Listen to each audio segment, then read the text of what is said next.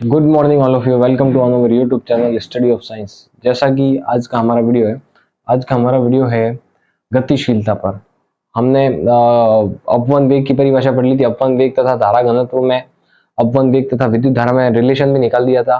आज हम पढ़ेंगे गतिशीलता। गतिशीलता को म्यू से दर्शाते हैं और गतिशीलता की परिभाषा बताने से पहले हम गतिशीलता का फॉर्मूला सिद्ध करेंगे। उस फॉर्मूले की सहायता से हम गतिशीलता की परिभाषा को आसानी से समझ सकते हैं, इसलिए हम पहले वो सूत्र बनाएंगे। गतिशीलता का सूत्र क्या होता है?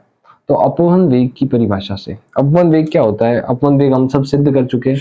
अपन ने सिद्ध किया था अपवहन वेग, तब क्या आया था? अपवहन वेग को वीडी से दर्शाते हैं। तो ई ये एफ की जगह रखा था, एफ अपॉन एम हमने लिया था। एफ अपॉन एम, तो एफ की वैल्यू हमने ये भरी थी, विद्युत बल जो कि इलेक्ट्रॉनों पर आरोपित हो रहा था, ई। और यहाँ पर आया था हमारे पास टो बार, श्रांति काल, यही था। यहाँ पर माइनस का निशान था और माइनस के निशान को हमने परिमाण लिया था, तब वो माइनस का निशान पॉजिटिव निशान में चेंज हो चुका था, इसलिए मैं यहाँ पर माइनस का निशान नहीं लगा रहा हूँ, क्योंकि हमने ऑलरेडी उस टाइम परिमाण लिया हुआ था। और यहाँ पे आप ले लोगे तो भी कोई नहीं, बाद में जाके आप परिमाण ले लोगे तो भी चल जाएगा, बट हम ऐसे ही मान लेते हैं कि अभी से ही परिमाण नहीं, परिमाण लिया हुआ है, वो वाले फॉर्मूले यूज करते हैं। तो वी डी इक्वल्स टू, इस टो बार को मैं यहाँ पर ला रहा हूँ और ई को उस ओर भेज रहा हूँ। विद्युतशीलता है क्या? गतिशीलता E equals to tau bar upon M into E, ये आ गया। अब माना म्यू इक्वल्स टू, इसको म्यू बोलते हैं गतिशीलता को, जिससे दर्शाते उसे म्यू बोलते हैं, ई टो बार अपॉन एम। इसको हम मान लेंगे कि E और टो बार अपॉन एम जो है वो हमारा म्यू है, म्यू। और गतिशीलता कैसे निकलेगी? ऐसे ही निकलेगी, मैं आपको बता दूं। इसको हम जब म्यू मान लेंगे तो यहाँ पर आ जाएगा वी डी इक्वल्स टू, ये हमारी गतिशीलता है, ये जो पूरी है ये हमारी गतिशीलता है। इसको मैं पूरे को म्यू लिख रहा हूँ, म्यू ई। यहाँ तक आ गया। अब लास्ट जो हमारा फाइनल आंसर आएगा, गतिशीलता होगी म्यू ई इक्वल्स टू, इस ई को मैं इसके नीचे भेज सकता हूँ, ई अपॉन वी डी। तो गतिशीलता क्या है? विद्युत क्षेत्र तथा अपवहन वेग के अनुपात को गतिशीलता कहते हैं। और उस गतिशीलता को कैसे निकालेंगे? तो हम अपवहन वेग के सूत्र से गतिशीलता को निकाल सकते हैं कि ई टो बार अपॉन एम, एक इलेक्ट्रॉन पर का आवेश इंटू टो बार श्रांतिकाल अपॉन द्रव्यमान, ये जो होता है इसको हम म्यू यानी गतिशीलता लिख सकते हैं। माना ये म्यू है, ये पूरी हमारी गतिशीलता होगी, mu equals to V D upon E. Sorry, ये गलत हो गया, हमारा वी डी अपॉन ई आएगा, वी डी अपॉन ई आ जाएगा, वी डी अपॉन ई।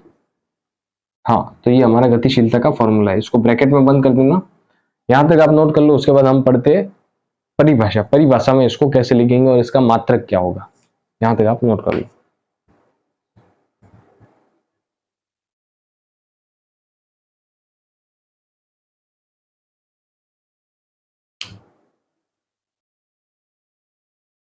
हाँ, तो अब हम परिभाषा लिखेंगे। ये हमारी है जो परिभाषा है, गतिशीलता की परिभाषा है। तो मुक्त इलेक्ट्रॉनों के अपवहन वेग तथा आरोपित विद्युत क्षेत्र के परिमाण के अनुपात को गतिशीलता कहते हैं। यानी ये हमारा है म्यू। अब म्यू यानी गतिशीलता मैं बता चुका हूं, बट एक बार वापस फॉर्मूला आप देख लो।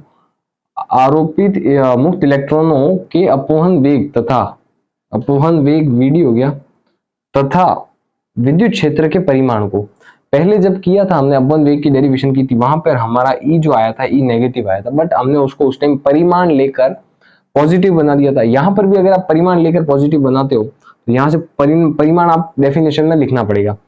तो हम पहले से ही हमने परिमाण ले लिया था और पहले से ही हमने पॉजिटिव माना था, इसलिए यहाँ पर हमने परिमाण नहीं लिया है, पर डेफिनेशन में हमको ये लिखना पड़ेगा। और यही, और ऐसे भी हमने परिमाण, डायरेक्ट परिमाण लिया हुआ था, इसलिए हमने डायरेक्ट ले लिया था, और परिमाण तो हमने लिया ही है, यहाँ पर नहीं लिया। तो अपवहन वेग का जब फॉर्मूला सिद्ध किया था तब लिया था, इसलिए हमें परिभाषा में लिखना पड़ेगा मुक्त इलेक्ट्रॉनों के अपवहन वेग, मुक्त इलेक्ट्रॉनों का अपवहन वेग कितना हुआ, वीडी, तथा आरोपित विद्युत क्षेत्र के परिमाण के अनुपात को गतिशीलता कहते हैं। और इसका जो मात्रक होता है, मात्रक क्या होगा इसका, एक बार आप ये नोट कर लो, उसके बाद हम मात्रक लिखते हैं। नहीं तो एक काम करो, साथ में मात्रक लिख ही देते हैं, मीटर स्क्वायर। वेग है, वेग का मात्रक होगा मीटर स्क्वायर अपॉन विभव इंटू सेकेंड। विद्युत क्षेत्र है, विद्युत क्षेत्र का मात्रक होता है विभव इंटू सेकेंड। ओके, तो ये आप नोट कर लो। गतिशीलता की परिभाषा और गतिशीलता की डेरिवेशन और गतिशीलता का फॉर्मूला और मात्रक हम चारों निकाल चुके हैं। अब हम पढ़ेंगे गतिशीलता की निर्भरता। गतिशीलता किस किस पर निर्भर करती है?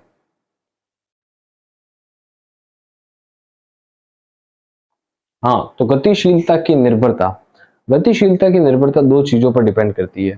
पहला, प्रकृति व ताप पर, कि वो पदार्थ की प्रकृति कैसी है, और वो ताप देने पर भी गतिशीलता निर्भर करती है कि पदार्थ गर्म है या वो चालक गर्म है या नहीं गर्म है, धातु गर्म है या नहीं गर्म है, और धातु या पदार्थ की प्रकृति क्या है, या चालक की प्रकृति क्या है, पदार्थ नहीं, चालक या धातु की प्रकृति और ताप पर निर्भर करती है। और सेकंड चीज जो है, जिस चालक के मुक्त इलेक्ट्रॉनों का अपवहन वेग अधिक होगा, उन चालकों के मुक्त इलेक्ट्रॉनों की गतिशीलता भी अधिक होगी।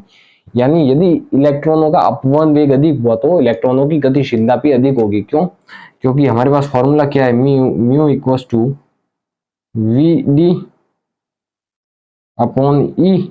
इसका मतलब क्या हुआ कि जो म्यू है वो अपवहन वेग के प्रोपोर्शनल है, समानुपाती है। यानी अगर अपवहन वेग बढ़ेगा तो म्यू की वैल्यू भी बढ़ेगी, यानी गतिशीलता भी बढ़ेगी। तो यहां तक नोट कर लीजिए, ये आपको नोट करने की जरूरत नहीं है, केवल मैंने आपको समझाने के लिए बताया है। तो हमारी गतिशीलता खत्म हो चुकी है। सेकंड हम पढ़ेंगे ओम का नियम। आप छोटी क्लासों में भी पढ़ चुके होंगे, बट आज वापस रिपीट करते हैं। ओम का नियम आपकी 12th में भी है, देखते हैं आपको कितना याद है।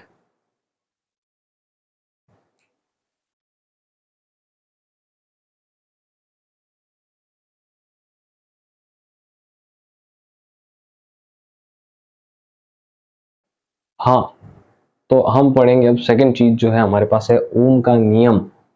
ओम का नियम आप छोटी क्लास में भी पढ़ के आए होंगे, बट आज वापस पढ़ लेते हैं, देख लेते हैं कितना याद है आप सबको।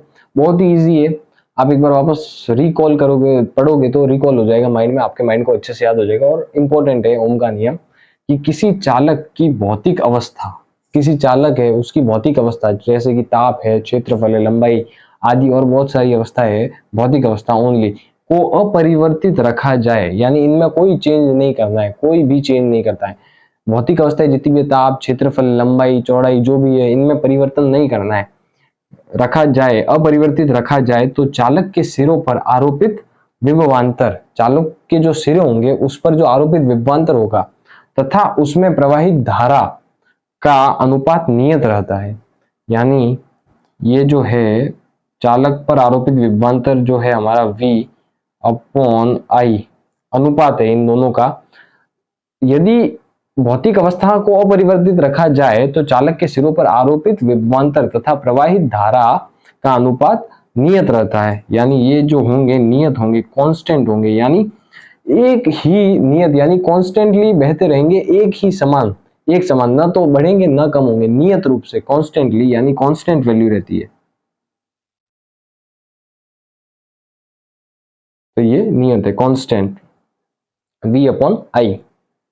तो ये ओम का नियम आप नोट कर लो। इसके बाद हम आगे बढ़ते हैं, नेक्स्ट टॉपिक हमारा विद्युत प्रतिरोध। विद्युत प्रतिरोध किसे कहते हैं, ये भी आपने छोटी क्लास में पढ़ा है, बट आज वापस पढ़ लो।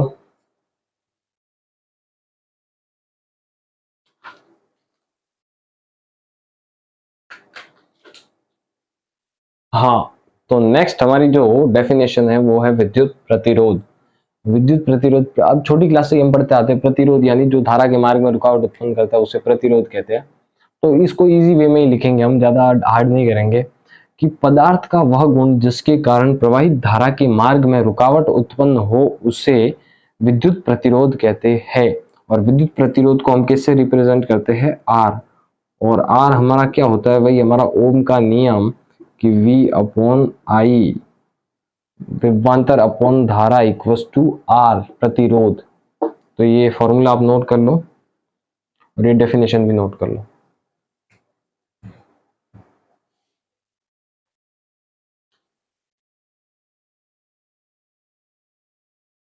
यहाँ पर आप ये भी लिख लेना, इसका मात्रक होता है जो होता है विभवांतर का होता है वोल्ट और धारा का होता है एम्पियर। तो ये हो गया हमारा volt upon ampere, A M P.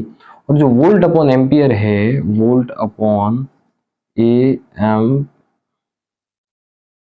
P, हमारा वोल्ट अपॉन एम्पियर है, इसको हम लिखते हैं ओम। वही जो हमारा प्रतिरोध का मात्रक होता है, प्रतिरोध होते हैं 1 ओम, 2 ओम, 3 ओम। वही विभव विभव ये volt upon ampere, volt upon ampere को हम क्या लिखते हैं, ओम। वही हमारा प्रतिरोध का मात्रक होता है। हम कहते हैं ना रेजिस्टेंस, 1 रेजिस्टेंस, 1 ओम, 1 प्रतिरोध, 2 प्रतिरोध, 2 ओम का प्रतिरोध, 3 ओम का प्रतिरोध, तो वो यहां से निकलता है ओम, जो कि ये है V अपॉन एम्पियर को हम ओम से लिखते हैं। ये नोट कर लो आप।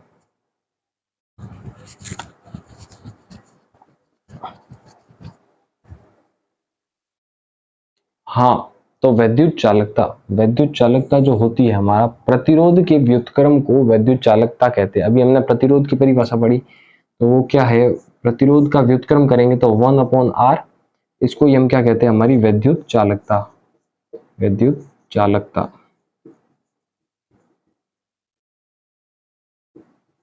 प्रतिरोध के व्युत्क्रम को हम क्या कहते हैं, विद्युत चालकता कहते हैं, यानी 1 अपॉन आर।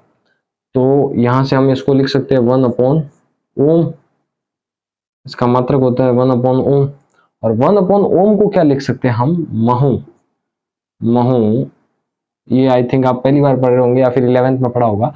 इसको महू कहते हैं, 1 अपॉन ओम, या इसको हम ओम इनवर्स भी लिख सकते हैं, ओम की पावर 1 इनवर्स। इसको यहाँ पर आप नाम लिख देना महू, ताकि आपको याद रहे इसको क्या बोलते हैं। 1 अपॉन ओम इनवर्स को ऑब्जेक्टिव क्वेश्चन में भी ये पूछे जा सकते हैं, आपके हाफ ईयरली का एग्जाम हो वगैरह, या बोर्ड में भी अगर ऑब्जेक्टिव क्वेश्चंस का पैटर्न रहा है इस बार, तो ये क्वेश्चन आ सकता है कि 1 अपॉन ओम इनवर्स को क्या कहते हैं। तो यहाँ पर दिए होंगे ऑप्शन, ओम इनवर्स नहीं देकर ये दे सकता है। तो आपको ये भी याद रखना है, छोटे छोटे क्वेश्चन की भी आपको तैयारी करनी है। तो इसको महू कहते हैं। इसको V और V के ऊपर ऐसे आप राउंड की तरह कर दोगे तो ये महू बन जाएगा। तो आज का हमारा वीडियो यहीं खत्म होता है। ऐसे ही जुड़े रहिए हमारे YouTube channel study of science के साथ, और अपने फिजिक्स का चैप्टर पूरे करते रहिए। हमारा एक चैप्टर पूरा हो चुका है और हम सेकंड चैप्टर बना रहे हो, वो पूरा कर रहे हैं। एज इट इज ऐसे नोट्स बनाते रहिए जैसे कि मैं बना रहा हूँ। हमारे वीडियोस को लाइक कीजिए और चैनल को सब्सक्राइब कीजिए। अगर आपको कुछ भी चीजें समझ में नहीं आती है तो आप कमेंट कीजिए, हम आपको और अच्छे से समझाएंगे। और ये सब नोट कर लेना फटाफट। Okay, all the best.